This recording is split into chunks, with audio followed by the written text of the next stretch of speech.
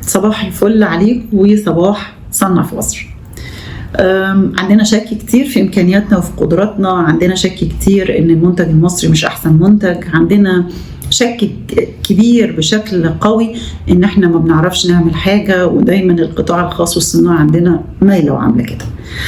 اللي متابع معانا السلسلة والحلقات المختلفة اللي ابتدينا نتكلم فيها، اتكلمنا على المدن والقرى والمحافظات في مصر، اتكلمنا على صناعات مختلفة في مصر وليها وجود قوي. هنبتدي حلقة جديدة وهي حلقة مميزة جدا ويعني قريبة إلى قلبي، اللي هي بتبين لنا قد إيه إن إحنا عندنا ناس أقوياء، وهي شخصيات مصرية.